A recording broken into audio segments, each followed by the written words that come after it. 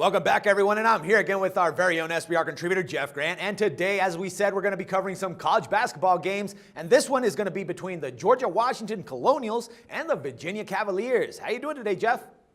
Doing great, Dax, because this is one of the more competitive matchups in the non-conference schedule in the opening couple weeks. Very surprised by the odds movement, something that I'm going to talk about over the course of the video. All righty, man. So George Washington has 4 junior starters that are averaging in double figures. But do you think that that suffices considering that the Colonials are double-digit road underdogs in this case? I was a bit surprised by this line. I figured it would come out in the 9.5, 10-point range, but it came out at 10 and climbed as high as 13.5 in the market. That movement really has me looking at the favorite rather than the road underdog. When this matchup first appeared on my odds screen, I was definitely interested in backing the Colonials because you mentioned those 4 junior starters. That group has averaged 53 points, 29 rebounds, and 12 assists in the early going. And also, a couple of those starters are familiar with a couple players on Virginia's roster.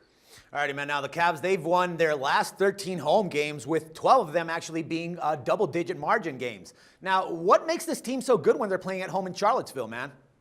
I'll tell you right now, one of the best defensive-minded teams in the country since Tony Bennett arrived in Charlottesville, and they're doing the exact same thing.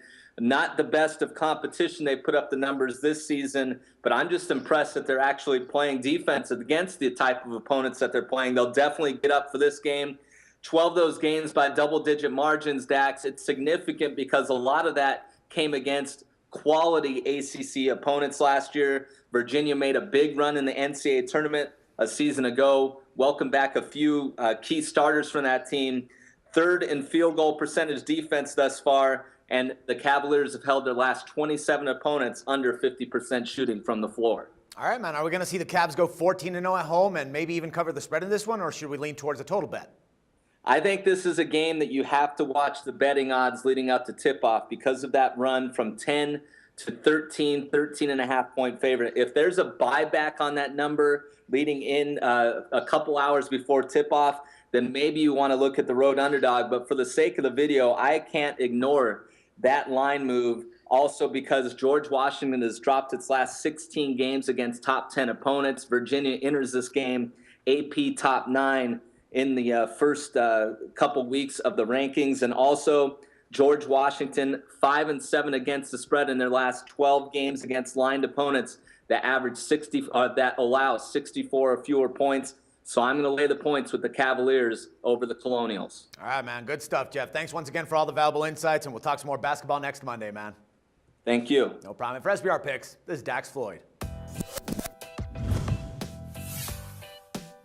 The SBR Network offers free sports picks and game breakdowns, big money free betting contests year-round, a real-time Vegas-style odds monitoring service, and much more. So come see for yourself.